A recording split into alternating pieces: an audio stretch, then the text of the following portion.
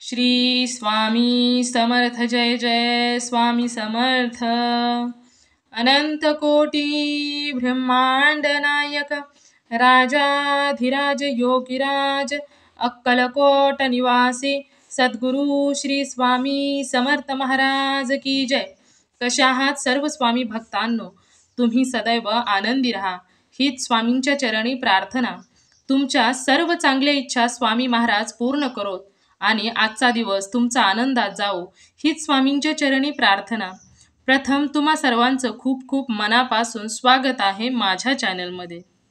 मित्र आणि मैत्रिणींनो, श्री स्वामी चरित्र सारामृत ही 21 अध्यायाची पोथी श्री स्वामी समर्थांनी स्वतः त्यांच्या नजरेखाली आणि त्यांनी स्वतः लिहून घेतलेली आहे।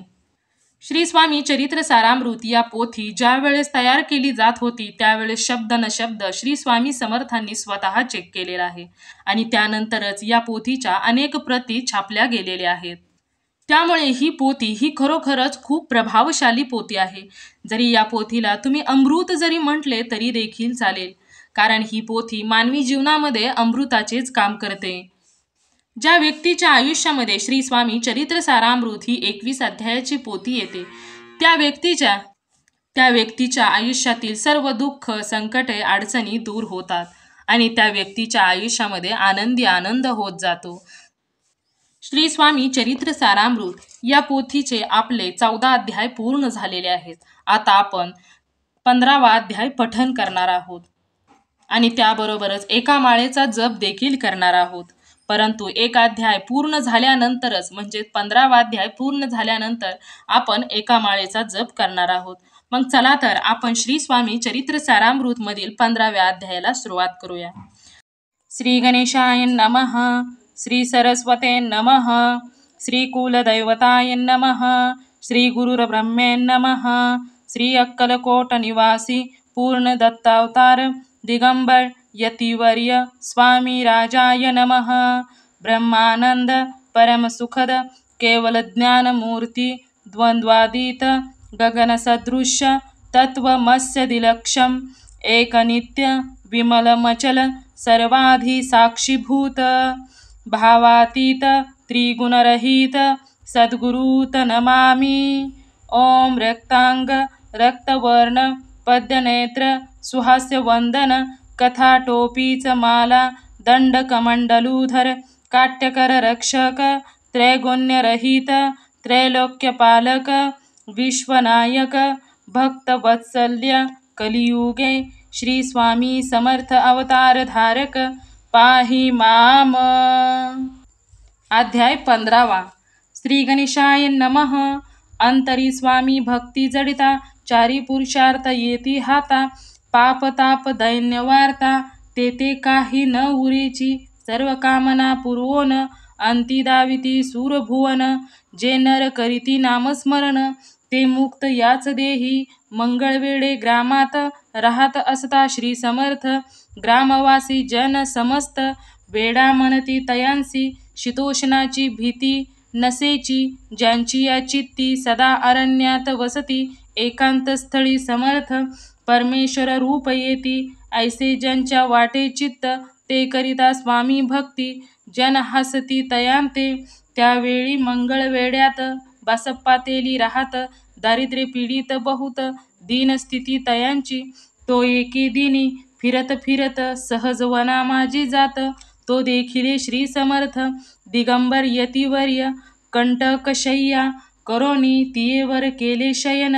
ऐसे नवल देखोन लोटांगण घाली तसे अष्टभावे दाटोनी माता ठेवी श्रीचरणी म्हणे कृपा कटाक्षे करुणी दासाकडे पहावे स्वामी चरणांचा स्पर्श होता ज्ञानी झाला तो तत्वता कर जोडूनिया त्वरित झाला बहुत प्रकारे पाहुनिया प्रेमळ भक्ती अंतरी संतोषले येती वरद हस्त ठेविती तत्काळ मस्तकी तयांचे बासप्पाचे श्रीचरणी मग जडले हे तैपासोनी राहू लागला निशिदिनी स्वामी सानिध्या आनंदे मग बासप्पाची कांता ऐकुनिया ऐशी वार्ता करीतसे आकांता म्हणे घर बुडाले बासप्पा येती गृहासी दृष्टांतरे बोले त्यासी, म्हणे सोडिले संसाराशी, वेड काय लागले परी बासप्पाचे चित्त, स्वामींचरणी आसक्त जनापवादा न भीत,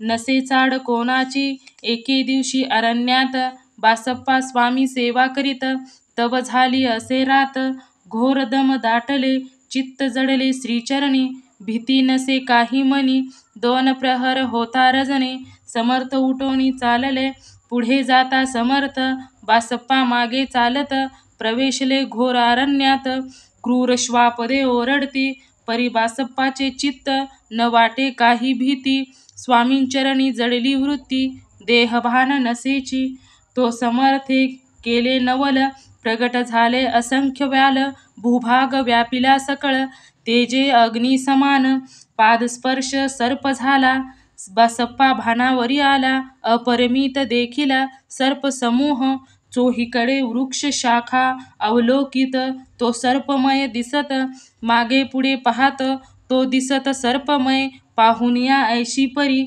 भयभीत झाला अंतरी, तो तयासी मधोत्तरी, समर्थ काय बोलले, बिहू नको या समयी, जितके पाहिजे तितके गेही, न करी अनुमान, दैव तुझे उदेले, ऐसे बोलता समर्थ, बासप्पा भय सोडूनी त्वरित, करी घेऊनी अंग वस्त्र, टाकीत एका सर्पावरी, गुंडाळोनी सर्पतरीप, त्वरित सत्वर उचलोनी घेत, तव सर्प झाले गुप्त, तेजही नष्ट झाले, तेथून या परतले, सत्वर ग्रामामाजी आले, बासप्पा सहित बैसले, समर्थ एका देऊळी, तेथे आपुले अंगवस्त्र, बासप्पा सोडूनी पाहात, तव त्यात सुवर्ण दिसत, सर्व सर्प गुप्त झाला, ऐसे नवल देखुनी, चकित झाला अंतःकरणी माथा, ठेवी स्वामींचरणी, प्रेमाश्रू नयनी वाहती, त्यासी बोलती यतीश्वर, घरी जावे त्वास सत्वर, सुखे करावा संसार, दारापुत्र पोशिजे, असो तो बासप्पा भक्त, संसार सुख उपभोगित, रात्रंदिन श्री स्वामी समर्थ, मंत्र जपे अत्यादरे, इति श्री स्वामी चरित्र सारामृत, नाना प्रकृत कथा संमत, सदा भाविक परिशोध, पंचदशो अध्याय गोडहा, श्री स्वामी चरणार्पणमस्तु, श्रीरस्तु, शुभं भवतु. ओम श्री स्वामी समर्थ. श्री स्वामी समर्थ. जय जय स्वामी समर्थ. श्री स्वामी चरित्र सारामृत मधील आपला 15वा अध्याय आता पूर्ण झालेला आहे. श्री स्वामी समर्थ यांच्या नित्य सेवा श्री स्वामी चरित्र सारामृत या पोथीतून सुद्धा केली जाते. सेवा तुमच्या मनाने जर तुम्हाला करायची असेल, वेळ जर नसेल तरी देखील तुम्ही काम करत करत देखील श्री स्वामी समर्थांचं नामस्मरण देखील करू शकता. त्याबरोबर श्री स्वामी चरित्र सारामृत या पोथीतील अध्यायाचं पठण देखील करू शकता. तसं जर पाहायचं म्हटलं तर या पोथीतील दररोज 3 अध्यायाचं पठण करायचं असतं.